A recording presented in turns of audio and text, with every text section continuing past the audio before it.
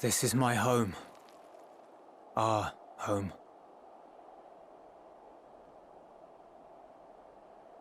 At least it was, until that night. I was with Lord Quintus when the capital fell, and thus spared. My family, who did not own a radio, were less fortunate. When dawn came, I made my way here. My parents, my little brother and sister, they were still inside. But they weren't themselves, and they tried to. And I had to.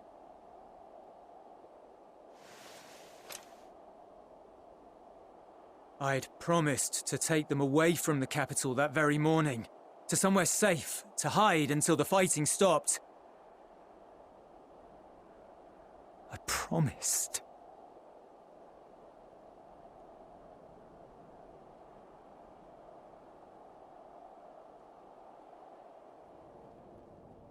Garlean flag bears a chain, the bonds between our countrymen. A red link at its center, the blood of the fallen. Our loved ones who lived and died for Garlemald.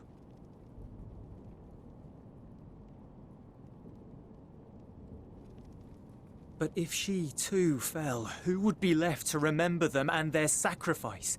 What enduring proof would there be that they were ever here? If we had turned to your gods, would they have saved us?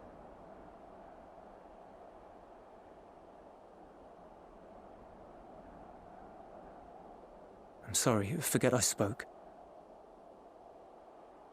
We should go.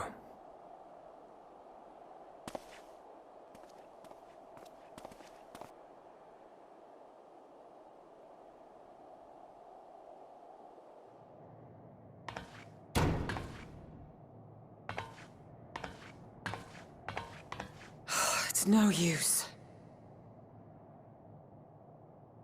Believe me, I do not enjoy being here any more than you. But he wanted us to play along, so that is what we will do.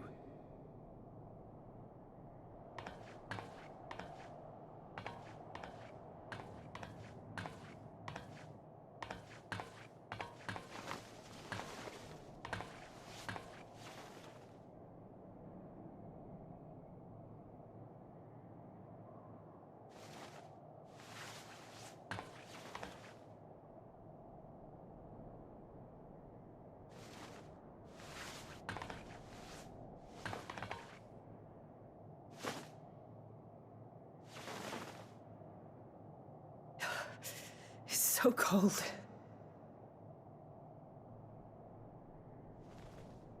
Painfully so. Unbearably.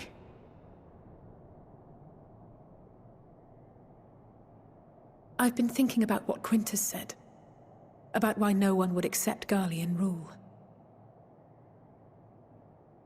Irreconcilable differences. When coexistence isn't an option, only conquest remains. Varys at Gimlet said much the same. Only by uniting the world beneath a single standard would we rid ourselves of the Ascians. United as one people, one race cleansed of imperfections. A cold and unforgiving vision. And when we fail to live up to their standards, what place is there for us in their world? But the truly sad, truly frustrating thing is how damnably similar it all is to the lofty ideals of Father and the Forum. Non-intervention. Always non-intervention. Protect our knowledge and our people, and to hells with the rest of you. And yet, I can see how it happened. Varys and Father looked to their elders for guidance and took their virtues as their own. But for this world was of their making. In who else could they place their trust? All of us lost in a sea of chaos, searching desperately for purpose and meaning. But it shouldn't just be an extension of another's. It has to be ours. It has to be. We all have a stake in this world. No one should be silenced.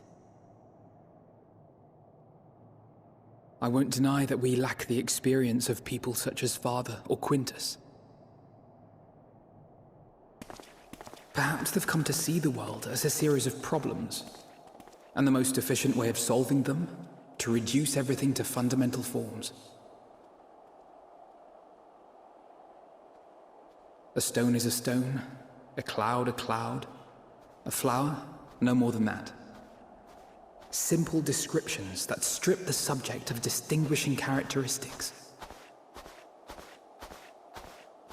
A man is a man, divided according to race, creed, or allegiance, and to some, defined by such associations.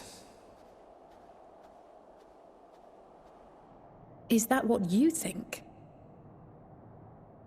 in my misbegotten youth. But what I believed wisdom was no more than aggressive ignorance. I've since learned to look beyond the banners and the politics, to see people as individuals with their own hopes and dreams. As for my dream of building a better world, well, every day I'm reminded that it is far more complex than I had ever imagined. But it only spurs me onward, to find the wisdom and the strength to see it through to the very end.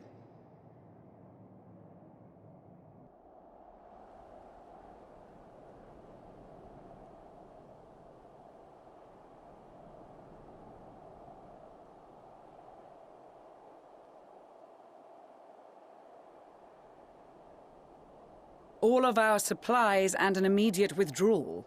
These are your conditions? Demands. And you forgot about the airship. Once again, you will leave one behind. It will be used to return the prisoners. Their collars will be removed prior to the exchange.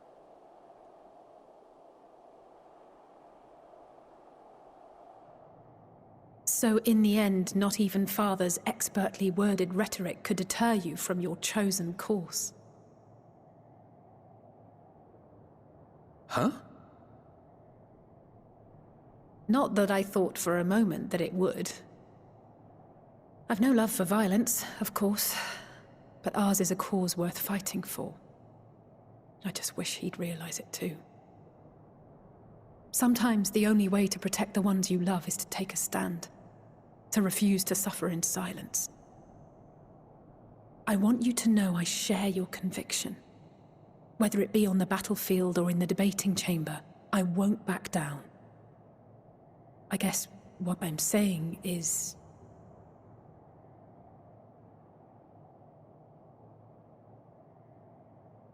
You've found your own reason to fight. Yes. Yes, I have. God's willing, there will come a day when we can finally lay down our arms, and there will be peace. But not until the Telophoroi have been defeated once and for all. And you, brother, will have a vital part to play. By your words and deeds, you'll lead the way.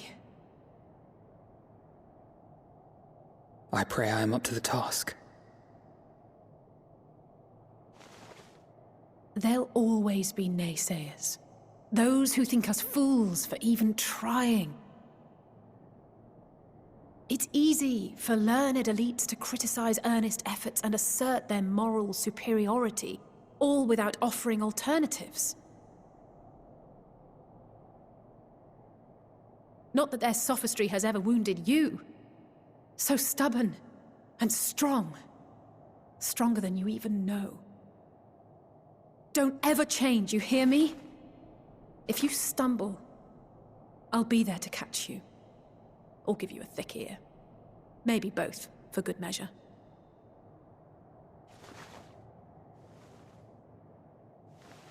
Thank you, Alea.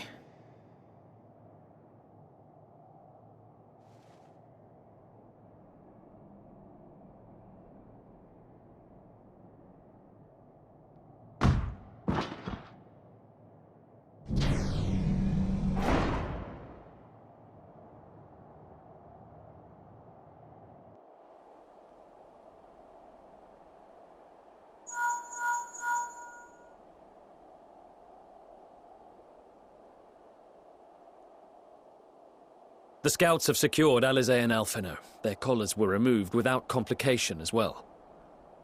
They report no casualties, not for their party nor the guards, who will wake from their premature slumber in due course.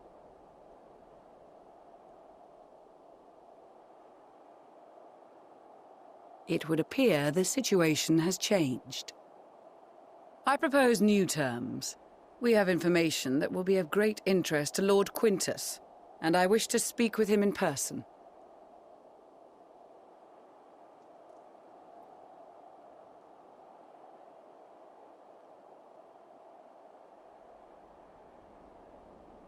No. In the event you rejected our first proposal, we came prepared with a second.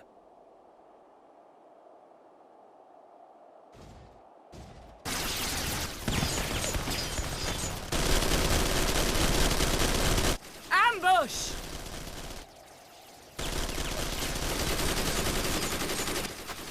More are coming! Make ready!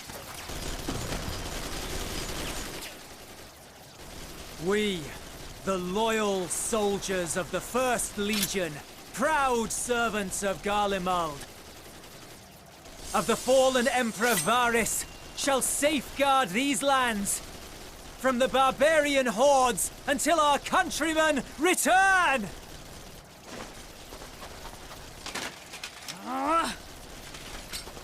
Stop, both of you!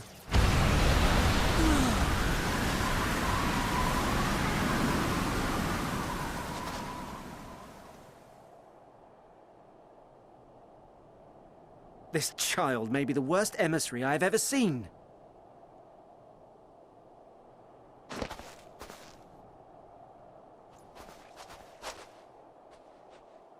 We received an urgent communication from the Grand Company of Eorzea. Envoys from the Imperial Army, led by members of the 10th Legion, came to Alamigo and requested an audience. They explained that their efforts to coordinate the reclamation of the capital with the aid of the 4th, 5th, 8th and 12th had ended in failure. Communication between most legions has broken down entirely. Most of the 10th's conscripts have deserted, leaving their forces severely depleted. That is why, unable to continue the fight on their own, they and their allies turned to the Grand Company of Eorzea for aid. Lies! Every word! It is the truth, and I have not finished. The 10th has requested that we deliver a message to Lord Quintus. Have the ill stand down.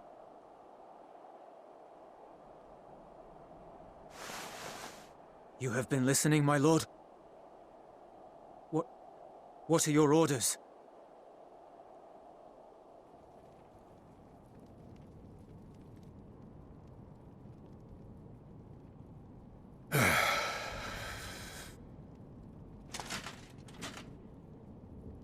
Inform her that we will honor the 10th's decision.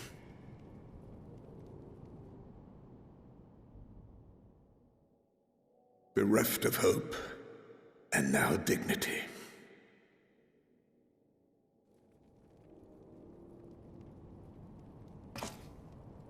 I release you from your duty.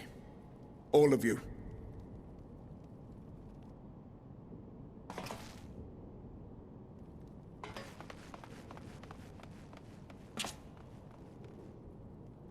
I take solace, your radiance, in the knowledge you are not here to witness our debasement.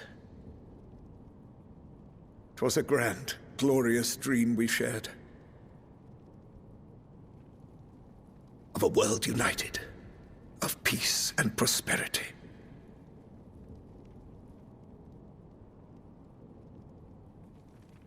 We are ghosts, you and I, memories of days gone by.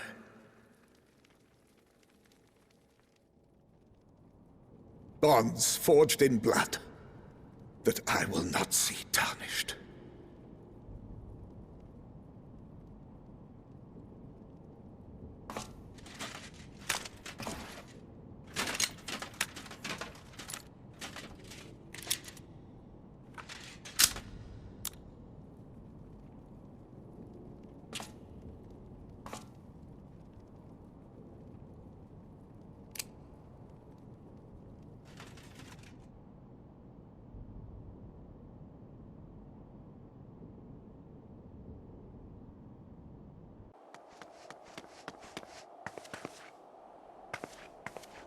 Quickly!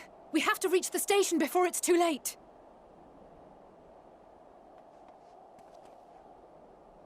If there is still a chance that Quintus will agree to a truce, we must take it.